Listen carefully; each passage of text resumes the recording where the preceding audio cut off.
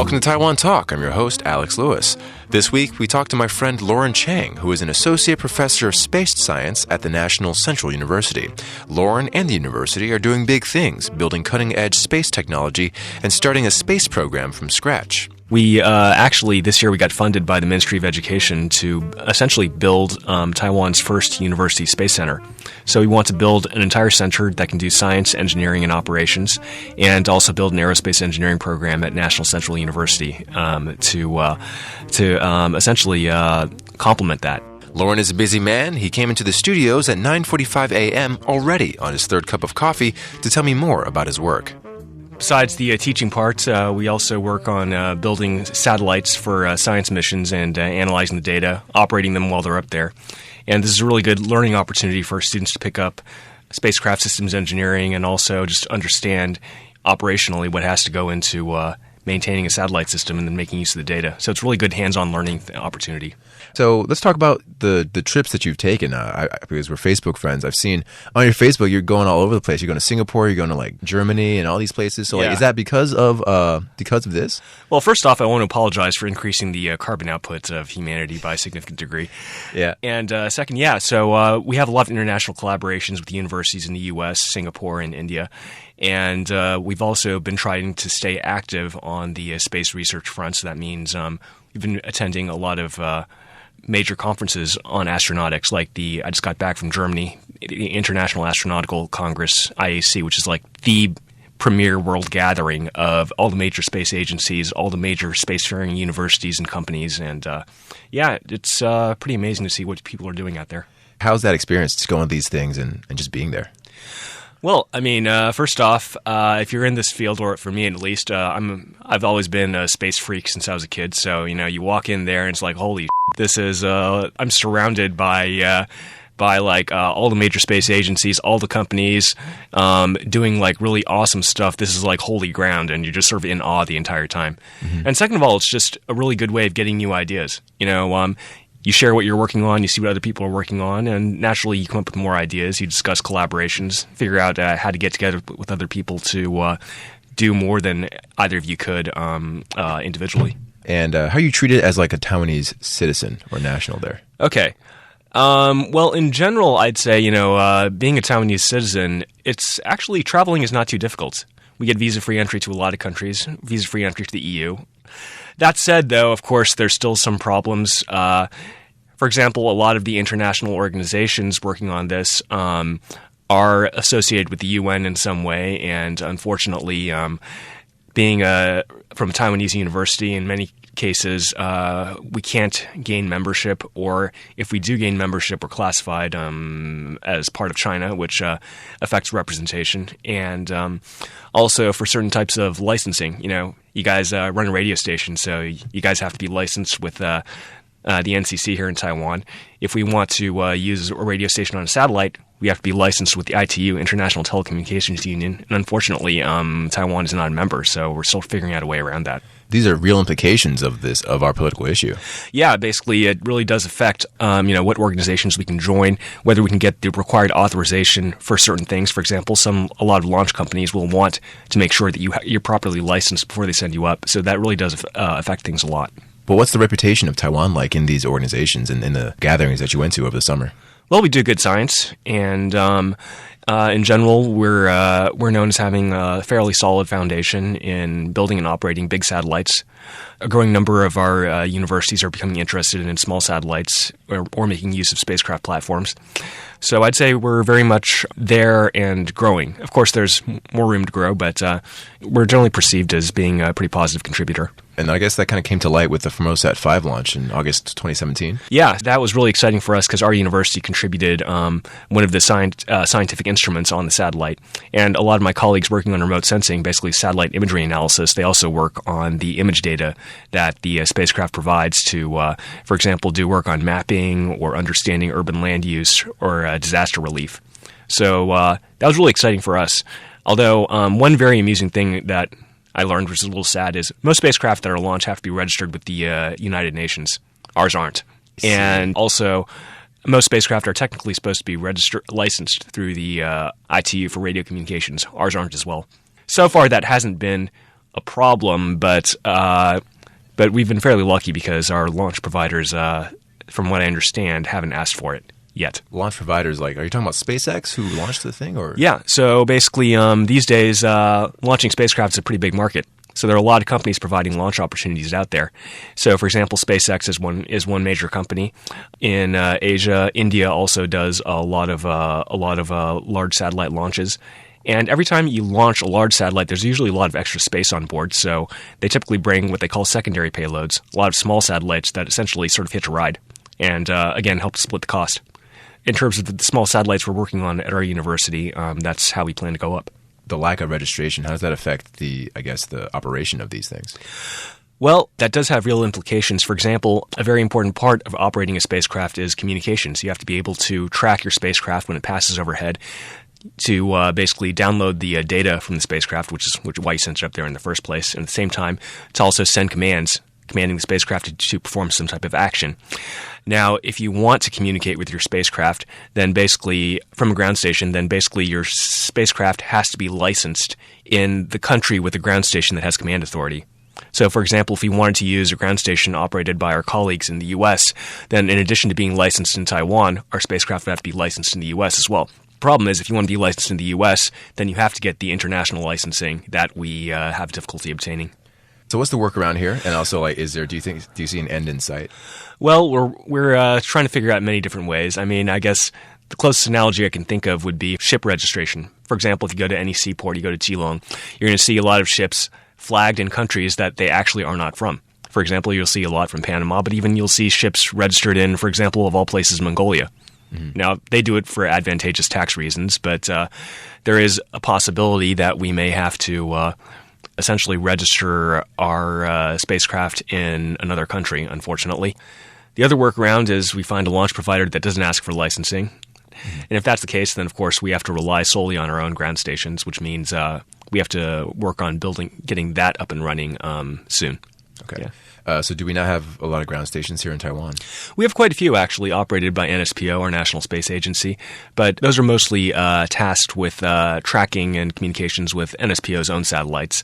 So we would really prefer to build our own to basically ensure that we don't interfere with their operations. At the same time, being able to work on the design and construction of a satellite ground station is also a very good opportunity for our students to learn a lot about electrical engineering and telecommunications. Okay, so you mentioned students again. Let's talk about the students. What's the education system like here? Like, what's the talent that we're working with in Taiwan?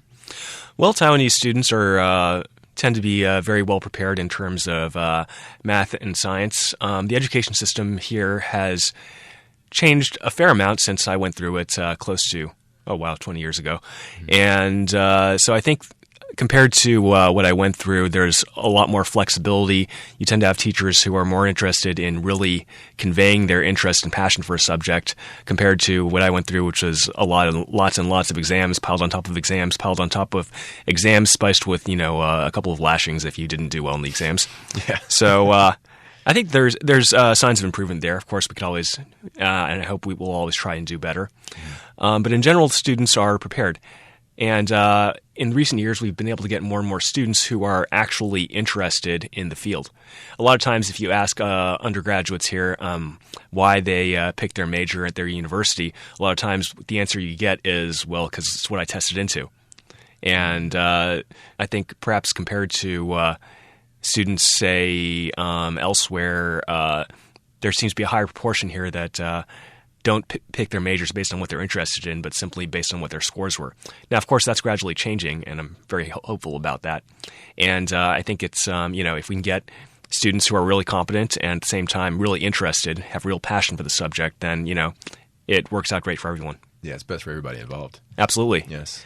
And it's much less infuriating if you're an instructor. I can imagine, yeah. How do you like teaching at the university, sir? Well, I think it's been a pretty interesting experience picking it up as I went along. No one actually taught me to be a teacher. Like a lot of university faculty, you just sort of learn as you go along through your own education, and hopefully you pick up what works and what doesn't. Mm-hmm. And one thing, we've all been students, and as students, we can all tell when a professor is prepared and interested and when they aren't. Yeah. So I guess I try not to be the sort of professor I would have hated. Okay.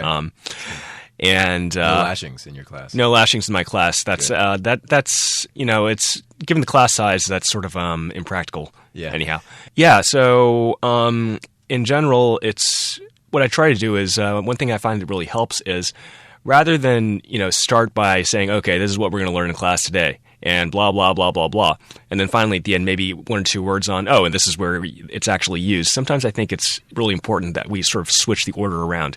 You start by telling the students why you need something, or better yet, asking them, well, can you envision a particular need in a particular situation? So students go in knowing that, okay, so what all this theory that I'm about to learn actually has a use, and it can be a pretty important use. So it's all the more reason to pick it up and figure out what it is, because I might actually use this. It's not just something that you see at the exam and then after that it's all over. Yeah, it's not just some sort of theoretical thing. Yeah, and I think that being able to have hands-on projects where students are actually able to have the opportunity to design or analyze or operate a particular system or instrument, that really helps.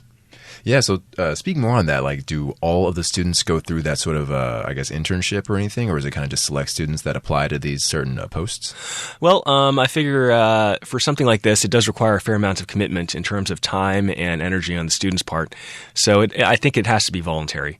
So in general, if a student is interested, they'll typically come and talk to me, say, hey, professor, I'm sort of interested in maybe what you're working on in the lab.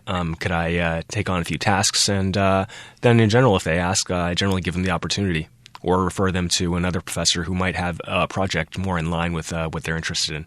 Okay. And then, of course, once they decide to take it on seriously, then, of course, we pay them. And, of course, there's a higher level of commitment expected. Right, of course. And how many students do you have working, I guess, on one of your projects right now, or your projects in general? Well, for example, a small satellite mission that we're currently working on, between me and the other professors in my department who are also working on it, we probably have something close to about 20 students working on it. Okay. At various levels. One complicated thing about, though, is in general, ideally, if you're a student, that's a temporary thing in your life. So one major challenge of running a design project or operational project with students is, students will pick up experience, but you're going to expect a heavy turnaround in your workforce every 2 years or so. Mm-hmm. So oftentimes you have to figure out a way of making sure that some of the expertise that's been built up doesn't get lost, that there has to be some type of continuity. For every particular specialty, there has to be someone at a different stage of their career working on it and picking things up. So you don't end up with like a break in, say, some particular expertise that you need. Right, yeah. How much time do you dedicate to managing, I guess, your projects versus teaching versus traveling? Well, it's kind of complicated because of the international collaborations we do. So a lot of the satellite projects we work on involves us, colleagues in the U.S., colleagues in Europe, colleagues in India. And trying to find a time that works for everyone is sort of a challenging issue. It's either early morning here and nighttime in middle of the night there, or the other way around. So one somewhat stressful issue is basically being essentially on call almost 24 hours a day, which can get to you. In terms of teaching, that varies by semester. Ideally, I would teach one class per semester, but in some cases, just due to teaching needs, I've had to teach 3. And that's actually doesn't seem like a lot if you think about it in terms of primary grade school, but actually, just as an example, most research universities in the U.S. or Europe, the typical teaching load is one class per semester. So 3 is, it's quite a heavy load. Yeah, on the other hand, teaching is sort of an investment in the future of your team, because that's how students get to know you and to know what you do, and that's how you essentially recruit your new workforce. Okay, so yeah, I guess there is a payoff, but there is a payoff. A lot of work. That's why I'm on my 3rd cup of coffee today. Already? Yeah. We're taping this at 9:45 a.m. That's nuts, Loren. But Loren, tell me about the staffing issue, because there are shortages of professors. Tell me, why is that, and what are your thoughts on that? Shortage of professors? Well, basically, there could be a lot of reasons, and probably depends a lot depending on the university. But one particular reason could be simply just due to the fact that there are only a limited number of faculty slots at each university. The number of slots get allocated by the Ministry of Education. And so once a slot is filled, unless a faculty member decides to leave early, retire, or resign, or in a very rare case gets fired, essentially you can't hire anyone new. Now, there are ups and downs to the system, but one issue is you tend to have fairly big age gaps at certain universities because, so maybe they went through a hiring cycle like 15, 20 years ago, so pretty much everyone is of a certain age, and then when they retire, then suddenly you have, after about 20 or 30 years, then suddenly you have a bunch of new slots. But in between, you're sort of, you don't really have much room for hiring. I see. Interesting. So what are the future goals and projects that you're going to work on? Well, currently we're working on two satellite design missions, which are currently in essentially the final fabrication, integration, and test stage. So essentially we've finished the analysis and the design of our flight models, and we're currently manufacturing some of the components that are self-developed, and we're also testing and picking up other components commercially off the shelf. And soon we're going to start to connect them electrically and start to make sure our flight software works, and then everything functions as expected. Okay. And we also have a couple more missions on the drawing board. We have a few ideas that we think could be quite exciting scientifically, but also in terms of development of an aerospace workforce here in Taiwan. We hope to develop certain types of flight capability right now that are not that easy, but at the same time, everyone in the field has been looking at.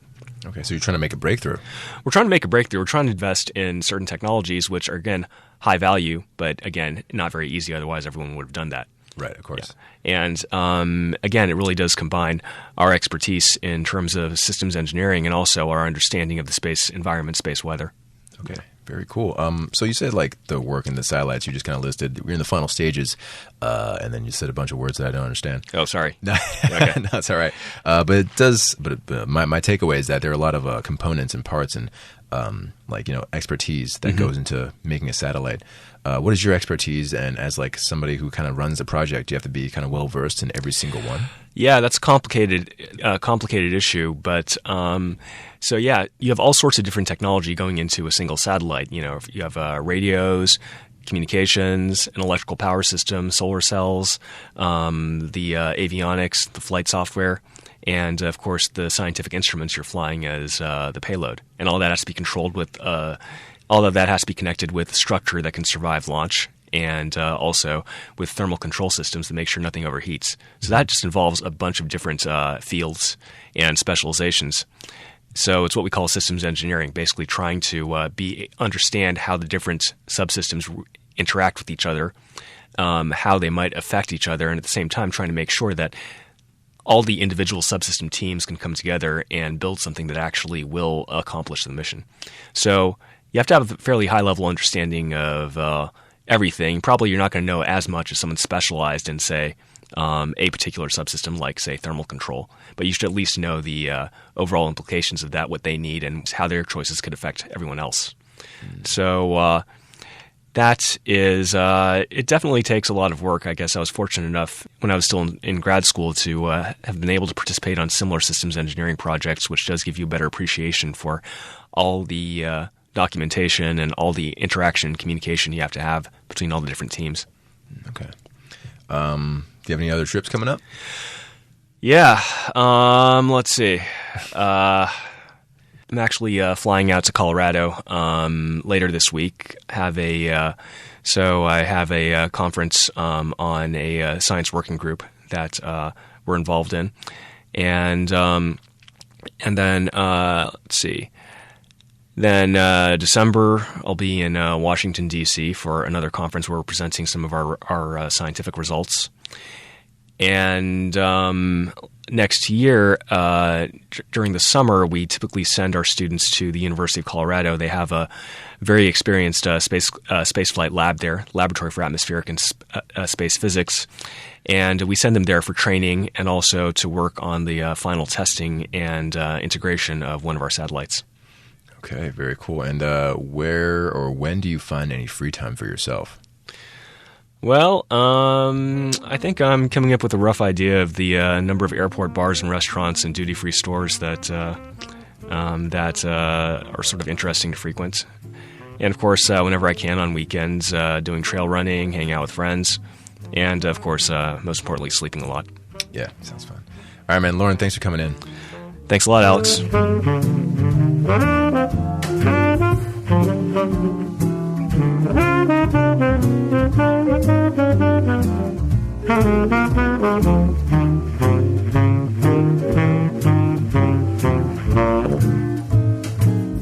Thank you to Loren for coming on the show, and thank you all for listening. And that's it for this week's Taiwan Talk. I'm Alex Lewis.